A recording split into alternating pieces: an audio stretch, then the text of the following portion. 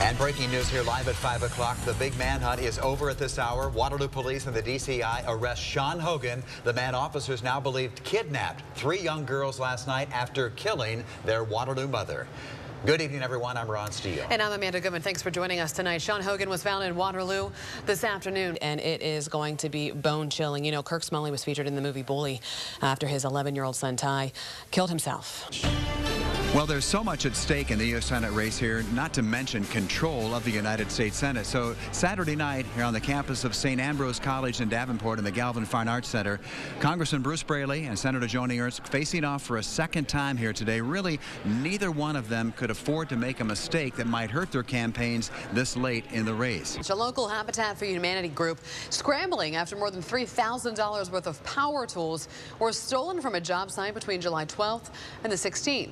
WWL's Lauren DeWitt is live in Dubuque, where the home is being built in the Washington neighborhood. And Lauren, what does this mean for this current project? Yeah, Michelle, thanks very much. And of course, there were likely surveillance cameras at that BP stop in West Branch. So maybe when authorities, if and when they do release that, that might reveal some information as well. Lawmakers are closer to legalizing some forms of medical marijuana in Minnesota. Now, there's a compromise to address medical oversight and for gathering data about patients' health changes. The reason you're actually in Sioux City tonight is for the gubernatorial debate, and this is the last chance Senator Jack Hatch has to sway the voters, because Governor Branstad has that double-digit lead over him right now. Indeed he does. In fact, this is a big one for both of them, but I think more so for Senator Hatch. We're going to talk to him momentarily. Right now, though, Governor Terry Branstad does join me live here at the Orpheum Theater, beautiful theater here in Sioux City. Governor, you're 5-term governor. You're undefeated. You have a double-digit lead. You have $8 million that you've already spent. If you need more in the last 20 days, you've got plenty of money left. So what's your strategy here tonight at this debate? Well, I never take anything for granted. At least 5 people are dead after a house fire in northeast Iowa. Authorities say it happened about 4 miles southwest of the small town of Arlington at about 3:30 this morning. Now, because of her anti-bullying efforts of late, KWL anchor Amanda Goodman was invited to speak before the Senate Education Committee in Des Moines earlier today. Amanda joins us live right now from outside the state capitol. Hi there, Ron. You know, I average about 24 emails a day from concerned parents and scared students who are simply too afraid to go to school because they are being bullied. And today, I had the remarkable opportunity to be the voice for the people of eastern Iowa. Long way to go in this race, so let's go to the other side of the aisle right now. Nikki Newbrough, KWL reporter Nikki Newbrough, is in Dubuque as well tonight, and she is with the Rod Blum celebration party in Dubuque. So let's talk to her about what the atmosphere is there. Nikki. Reporting live, we got you covered in Waverly on Right 42. I'm Ron Steele here. I think I'm in the middle of it. I'll see if I can get out. We'll talk to you later.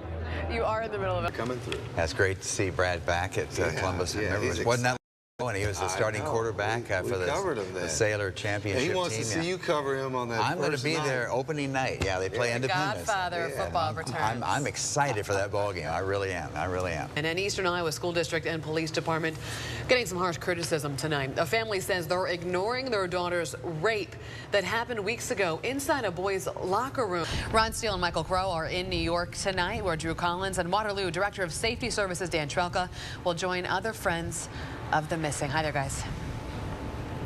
That's right. I'll tell you what, Amanda, Friends of the Missing, that's what they call the hundreds of writers who will take part in this tremendous event coming up, the 18th annual one on Friday. It's a fundraiser. It is for the National Center for Missing and Exploited Children. Michael Crow and I are here in Utica, New York area. It's also, though, mainly to raise awareness about the plight of missing kids, not just in Iowa or here in Utica, New York area, but all around the country, as Right 42 has come to Waverly. Ron, I was hoping to see some dance moves right now. Great music in the background. You gonna show there? Should I go on, or? I mean, they're stunning moves. All right, Ron, we'll check back with you in a little bit. These are kids who once, not too long ago, were at risk for dropping out. Can you believe that? And decided to make some very, very positive changes in their lives. You don't want to stand up to a bully because you don't want them to start bullying you? Thanks so much for joining us tonight. Well, the frigid weather is sweeping the nation. Even parts of the deep south are preparing for some winter storms. 2 Iowa children have a very special reason to celebrate this Thanksgiving. As Ron tells us, these kids have a new family. And this new Iowa family is thriving by using its own very special language of love. all smiles on Adoption Day. KWW reporter Shelley Russell has been at the scene for us most of this day. And Shelley, this is always so difficult. You have dead children, the family, the friends, the volunteer firefighters. What a difficult situation for everybody. KWWL reporter Michael Crow, with that in mind, joins us live right now via satellite from Des Moines. So let's talk about what we're hearing. Obviously, these people are very passionate about their facility, and some of the students too. Mike, tell us more. The South African track and field star accused of murder broke down on the stand today. About 5,000 Bosnians live right here in the Cedar Valley, calling Iowa their home. Right now, though, they are watching from afar as their native nation deals with the worst flooding on record. It's a smart way to do it. Get that big signing board up front. There you go. Exactly. Okay, thanks, Rick. What would you do if you saw someone being bullied? Yeah, that's what we wanted to find out, because get this, 90% of 4th through 8th graders report getting bullied. Well, do you remember going to the drive-in back in your day? There aren't many left. No.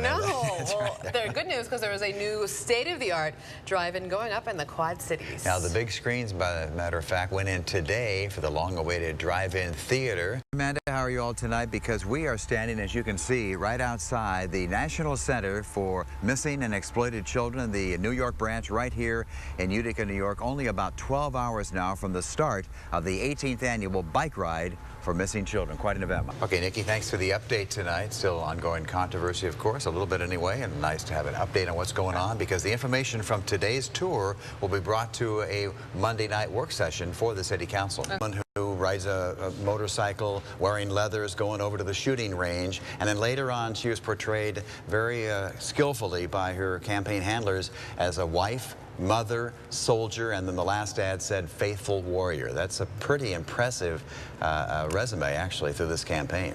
Mary Brown, your photo there. So we spring ahead Saturday night. Ahead Saturday night. Great, okay. That's great. It's going to be great in the end.